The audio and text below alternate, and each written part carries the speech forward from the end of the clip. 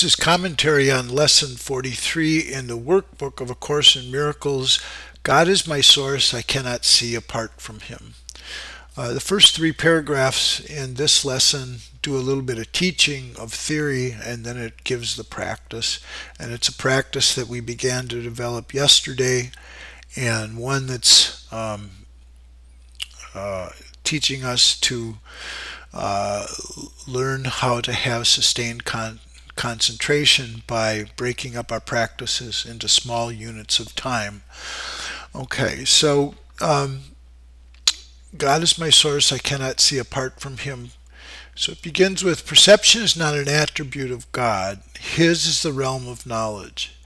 Now, as the Course in its own introduction to itself states that it makes a fundamental distinction between perception and knowledge.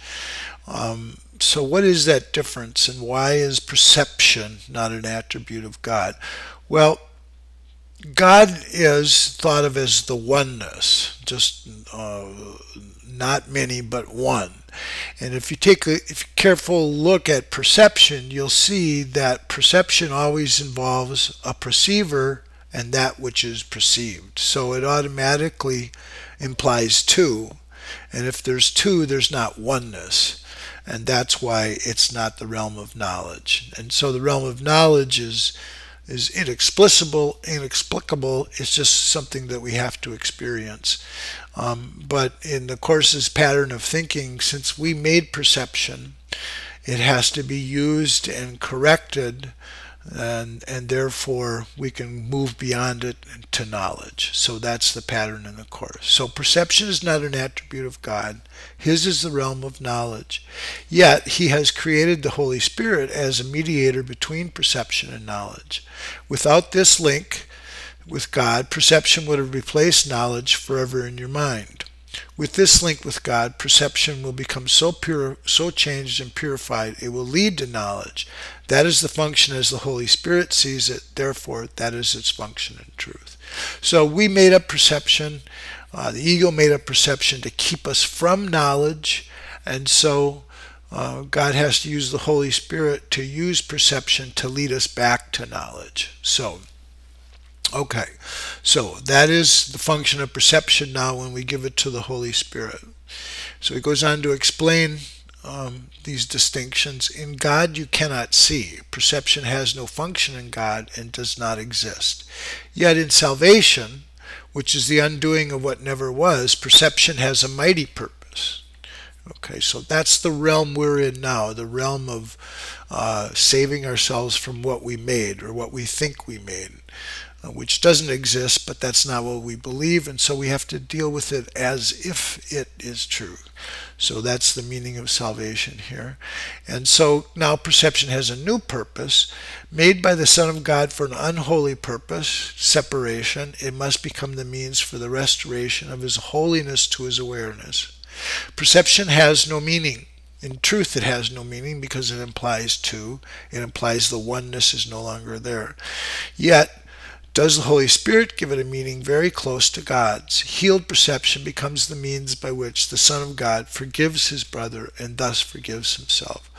So here we're introducing forgiveness in this lesson and how it relates to perception, and how we can, through healed perception, use forgiveness, which will heal our incorrect perceptions, give them true perceptions, and then we can let go of perceptions, and then we have knowledge.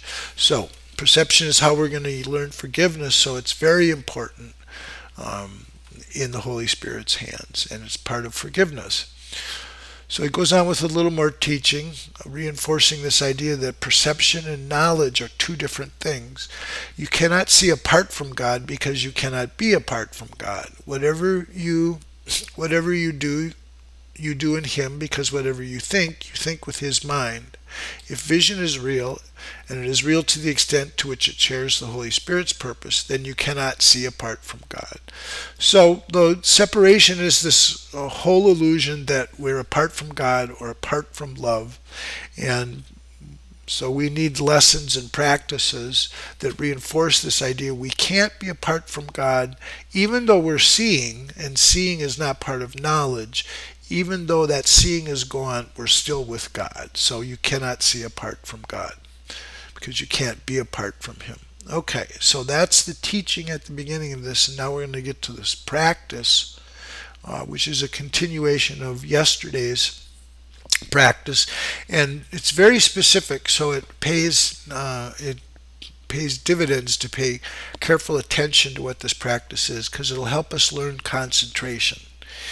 All right, so 3 5-minute practice periods are required today, one as early and one as late as possible in the day. The third may be undertaken at the most convenient and suitable time that circumstances and readiness permit. Basically, that's the idea, when there'll be no distractions, when you can give your full attention to this. So at the beginning of these practice periods, repeat the idea today. And the idea for today is, God is my source. I cannot see apart from Him. So we repeat that idea at the beginning of these practice. Repeats the idea for today to yourself with eyes open, and then glance around for a short time, applying the idea specifically to what you see. 4 or 5 subjects for this phase of the practice are sufficient. He gives some examples, and this should be familiar now. God is my source. I cannot see this desk apart from Him, or whatever object there is. God is my source. I cannot see that picture apart from Him. So we're breaking the idea that we're separate from God. Even though we're seeing things that mean separation could be real, there's no oneness. I'm different from the objects. Still, when we're seeing these things, we're still with God. God still is my source. We cannot see apart from them. So we choose several objects for a brief phase at the beginning of the exercise. And this whole idea of indiscriminately choosing the objects without self-directed inclusion or exclusion,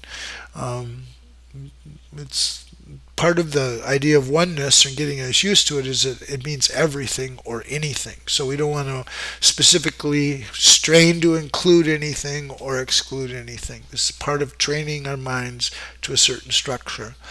So for the second and longer phase, close your eyes and repeat today's idea again, and then let whatever relevant thoughts occur to you add to the idea in your own personal way. So again, as I was saying yesterday, we're finding the resonance of these ideas in the lessons in our own minds.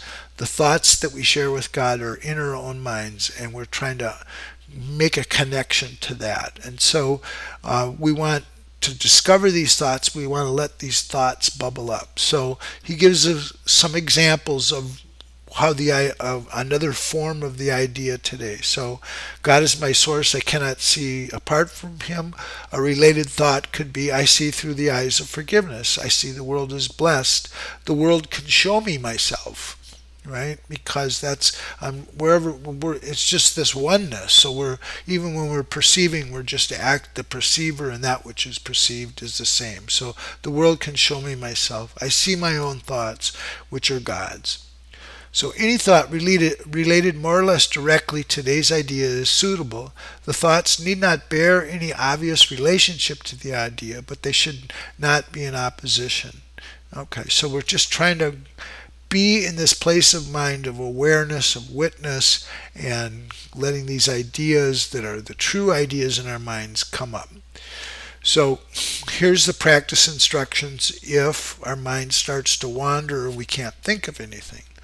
So, if they're not coming up, or we're thinking obvious ideas that aren't related to the idea, then if you find your mind wandering, if you begin to be aware of thoughts which are clearly out of accord with today's idea, or you seem to be unable to think of anything, open your eyes and repeat the first practice of the exercise period, and then attempt the second phase again. So we just open our eyes and say, God is my source. I cannot see these objects. That will focus the mind. The concreteness that we allow to objects, we want to allow to the reality of these thoughts inside of us. So this will help us concentrate. So if nothing's coming up, or our mind's wandering, then we open our eyes and apply this idea, God is my source, to whatever objects they are. So do not allow any protracted period to occur in which you become preoccupied with relevant thoughts. Return to the first phase of these exercises as often as necessary to prevent this. So this is clearly mind training, and this is the training that we need to do to get the focus within ourselves so we can find this love inside of us, so we can find these loving thoughts, so we can find this truer self. We've got to do the practice, and we have to do this kind of training. Okay, so that's the longer practice periods. There are 3 of them, 3 to 5 minutes. One as early as possible, one as late as possible during the day, and then one in between. Okay, so here's the shorter practice periods. In applying today's idea in the shorter practice periods, the form may vary according to the circumstances and situations in which you find yourself during the day. So we're trying to specifically apply this general ideas to our own personal life, to our own personal situations. So for instance, when you're with someone else, for example, try to remember to tell him silently, God is my source, I cannot see you apart from him. And you might want to put the name of that person in there if you know what that is. This form is equally applicable to strangers as it is to those you think are closer to you. In fact, try not to make distinctions of this kind at all. So today's idea should also be applied throughout the day to various situations and events that may occur, particularly to those which seem to distress you. So again, these shorter practice periods are frequent reminders, and then this response to our temptation to lose our peace, those are the times that we can practice in these shorter periods. So that seem to distress you. For this purpose, apply the idea in this form. God is my source. I cannot see this apart, this situation, this circumstance, whatever, this person, apart from him. If no particular subject presents itself to your awareness at the time, merely repeat the idea, God is my source. I cannot see apart from him, in its original form. Try today not to allow any long periods of time to slip by without remembering today's idea and thus remembering your function. Okay, that's it. Commentary for today. Thank you.